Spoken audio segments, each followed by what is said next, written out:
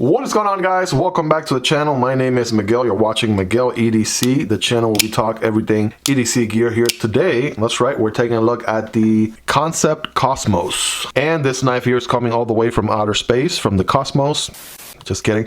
Very, very interesting design here. It is a Paul Munko design, and first time I'm experiencing one of his designs. This is not your regular run-of-the-mill design, I'll tell you that. This one is pretty unique in its own way, right? Definitely has quite a bit of personality going on, and we're gonna get into it and discuss everything you need to know about this knife, the good, the bad, the ugly, and everything else in between. Of course, I got a chance to check this one out thanks to Lefty EDC, aka Kevin. Shout out to him. Check out his channel if you aren't already subscribed to his channel. Check him out. And I've got a chance to borrow this knife here for quite some time here. I'm just getting ready to send it back, and I've been having a blast. This one is a very unique, interesting knife, to say the least. Been really good to EDC, and of course I've been able to compile some feedback that I can share with you throughout this video. This knife and every other knife that you see in this video will be linked down below. Of course, it helps the channel when you make a purchase through those links, but that is entirely up to you and absolutely no extra cost. That being said, guys, let's get things started here. This one is a good one,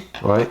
You guys are gonna have a blast here. Let's start things off with overall length, right? This thing is right at 8 inches, maybe a hair over 8 inches, if anything. 8.05, 8.1. The blade is coming in at almost 3.5. Or maybe a little bit more, 3.55. The cutting edge is a little bit over 3 inches, almost 3.25, 3.2, 3.25. And lastly, the handle is going to be around just a hair under 4.5 inches, right? So 4.5 or 4.45. Okay, so those are your measurements right there. Let's do a quick size comparison next to all of the other knives here in the channel, just to give you a ballpark idea.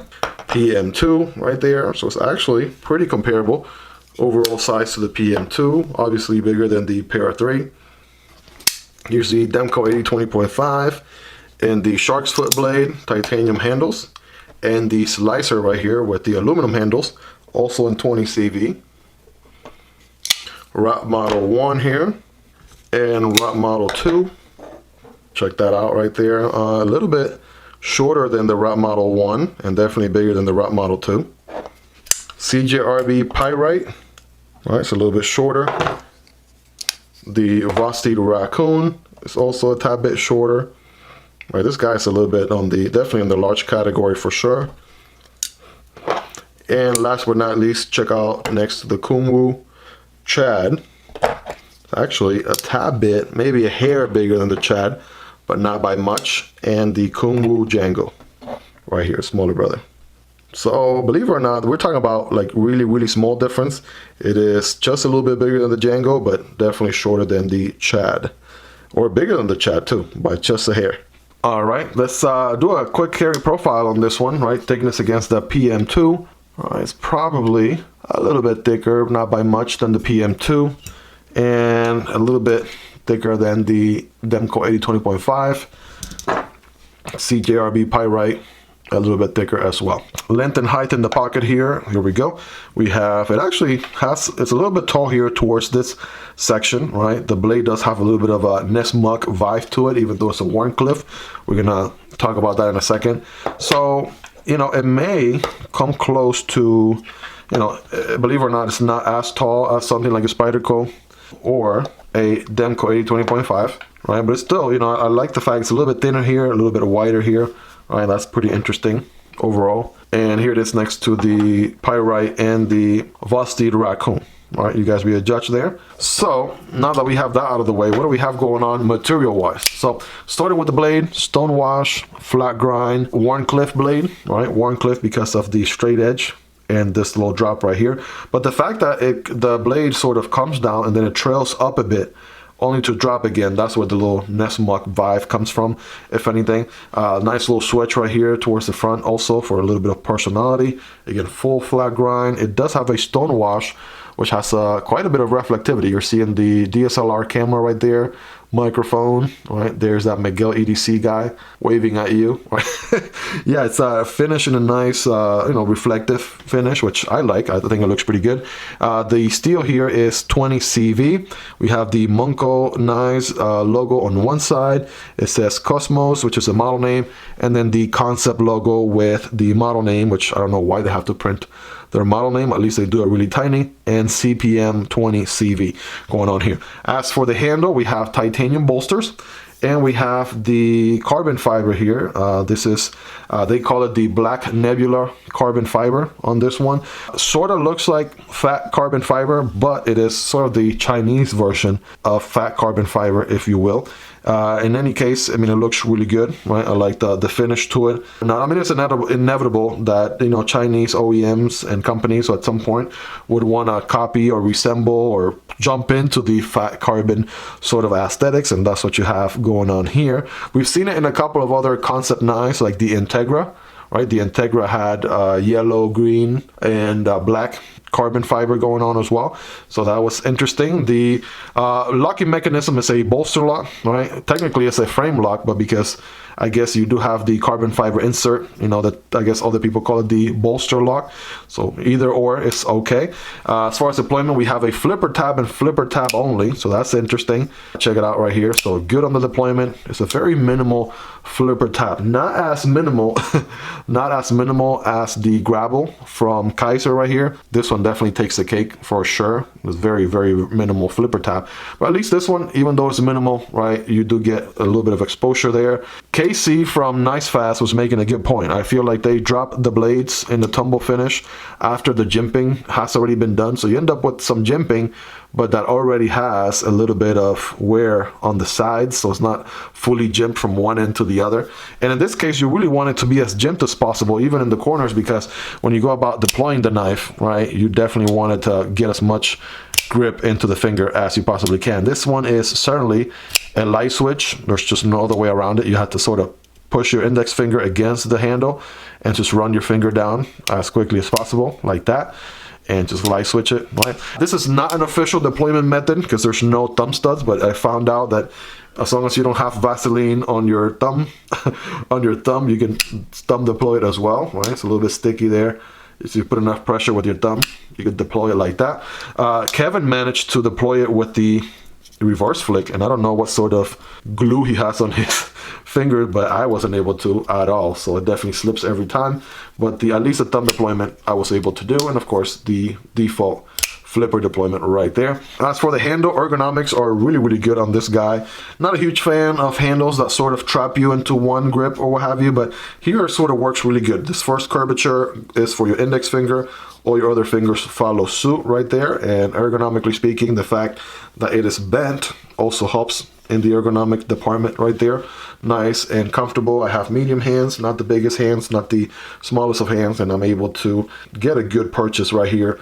Hammer grip is good. Pocket clip is nice and milled as well. 3D titanium as well. And it is not reversible, right? That's something to keep in mind there. For my lefty folks out there, pocket clip is not reversible, but pretty deep carry. About only this much of the knife will show out of your pocket, if anything.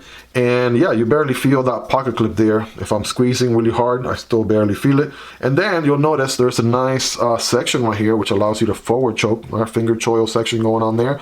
And you can get more specific. You put your thumb here or put your thumb up here, whichever way is more comfortable for you. This flat grind, it is a slicer, right? You can get a lot of slicing going on with this knife, left and right here, no issues. It definitely cuts really good, as you'll see later on in the cutting test.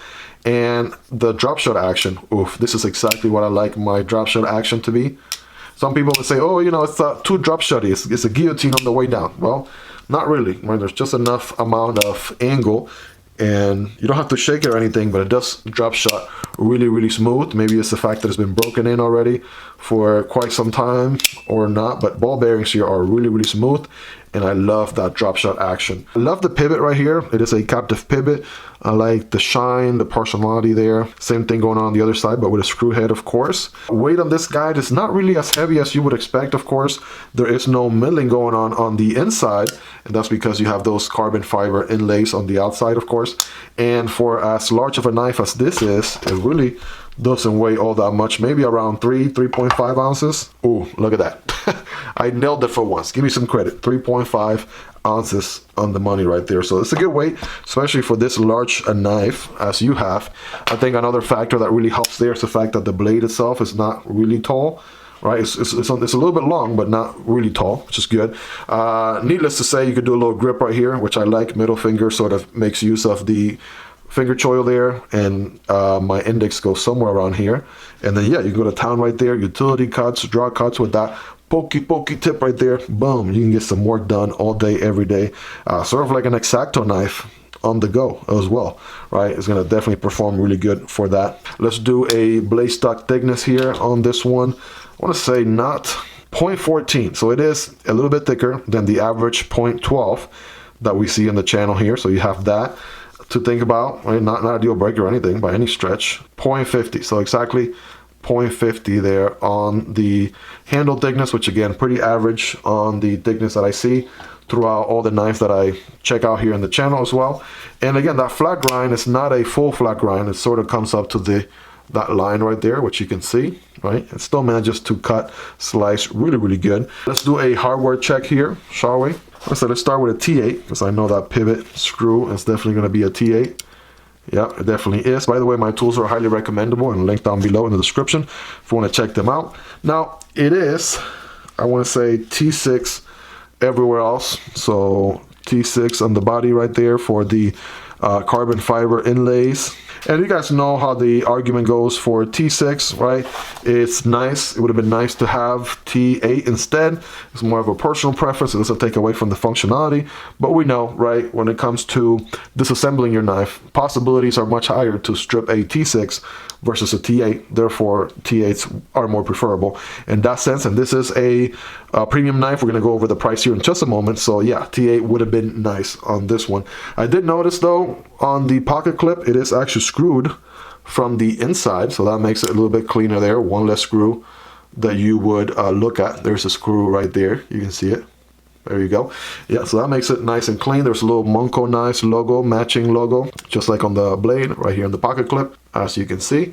Yeah, did I mention this thing is a great cutter? Because it really is a great cutter, as you can see here. Let's go ahead and do a quick paper cutting test, shall we? So without further ado, let's just see how this thing does slicing some paper.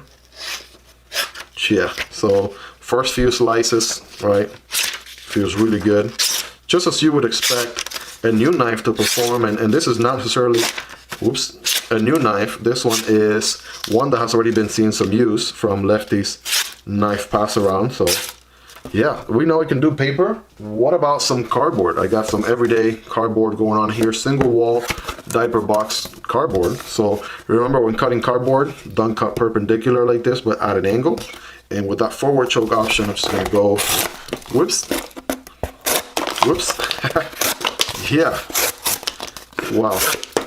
I'm telling you, this is a great geometry for cardboard cutting. Flat grind, and as sharp as this is, and as long of a cutting path that you have, holy macaroni. Yeah, it's definitely going to cut some cardboard, no doubt about that. So you guys rate it in the comments. Let me know, how sharp is this knife, right? Is it holding a pretty good edge? I personally think so. All right, I personally think this thing is still holding a pretty nasty edge, to say the least. Definitely a great cutter and a great slicer, no doubt. Again, going back to that drop shot action, man, I can't get enough. For me, this is the type of drop shot action that I really like, right? Boom, right there, on the money every single time. Not too fast, not too slow, but just the right amount of drop. Bloop.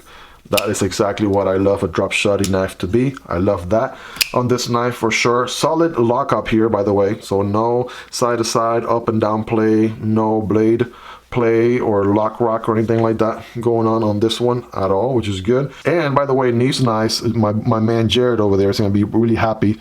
The plunge grind on this one is about right there where my fingernail is. and you can get many sharpens out of this one without getting a smile, right, which is a good thing. Yeah, definitely have a huge plunge grind section here about right there is where it starts to thicken out, so that's pretty good, pretty neat. And you know me, right, if there's any geometry of a blade that I like, what is my favorite? You guys should, if you've been following the channel for any amount of time, you guys know by now it is certainly a Wharncliffe. Love me a good old Wharncliffe blade. My wife said this one looks like a dinosaur talon or something like that. I'm like, yeah, you're right, like an eagle talon or dinosaur talon or something, like a velociraptor little talon. Yeah, yeah, I'll take it. Yeah, and with a flat blade edge, I love that as well, right? So pretty neat. Folder right here, again, not very heavy, right? Feels pretty premium, very different than a lot of knives that you see every day. They all look somewhat the same, you know, the lines all blend together and everything these days. But this one's a, you know, a little bit slightly out of the box design, you know, kind of combining some different aesthetics, some different angles, some unusual lines. And I gotta give it credit for that, right? Like, got a little peak right here, then a drop, another peak back here in the handle, and a drop. Like, you know, that's pretty neat. That's pretty unique. Don't really see that in a lot of other knives. I'm not sure if I mentioned this already, but good access to that frame lock too, which makes opening and closing this knife really good. I have really, you know, it's a lot more of personal preference than anything negative for this knife. Is definitely in the nitpicking category. But the whole argument from earlier about the T6 versus T8, if anything, the fact that the pocket clip is not reversible, so lefties out there are in the dark unless they make a lefty version. I'm not sure if that's in the works or not.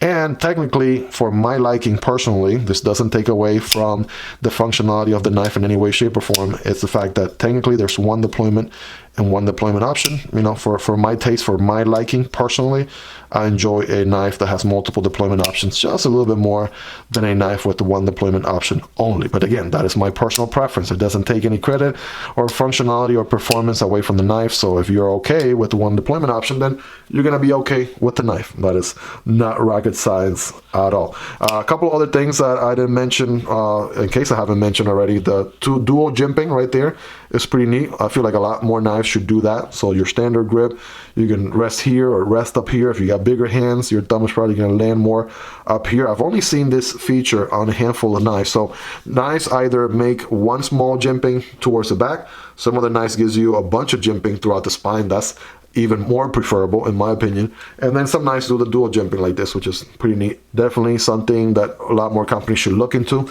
Also love the backspacer right here, black backspacer, to kind of go with the aesthetics there. And yeah, titanium too, like the magnet is not picking up on that at all, which is good. And they have a little lanyard solution back here, if you will. That little post right there, well, make sure you guys can see it. This post right there is your lanyard solution. So there's that for my 3 to 4 people out there that do lanyards. But yeah, other than that, that is the Kansept Cosmos, right? Very interesting premium EDC knife right here. You should definitely check it out. They have a version for $179 that has micarta. It's a little bit more affordable. Than the next step up is this one at $199 with the carbon fiber. And then there's a version all the way at $295, almost 300 bucks, but that one has Damascus handles. So that one is a beauty. Definitely worth looking into if you love Damascus and you have $300 burning a hole in your pocket, because it is a looker. It is certainly a looker, I'll tell you that. And I feel like if this design is your cup of tea, right, you don't really have to hesitate too much about this knife, right? Really good looking knife. I like it. It's a little bit on the wild side. You know me, I love Wharncliffe blades. This one certainly cuts really good, right? So definitely a great slicer. Ball bearings on here are awesome. You could probably buy one of those aftermarket thumb stud solutions if you wanted to. I've seen those maybe for like 8 to 10 bucks. I can link them down in the description too. You can add thumb studs to both sides, time them up real good, and next thing you know, you got thumb studs on a otherwise non-thumb stud knife like this one. That would be a great solution too. So that could work for me, as a matter of fact, for additional deployment options. So there's that. I personally overcame my own argument because I truly really like the design, the action on this knife a heck of a lot. So there you have it. Let me know if I missed anything on this knife. Highly recommend it. Check it down below. Again, those links in the description.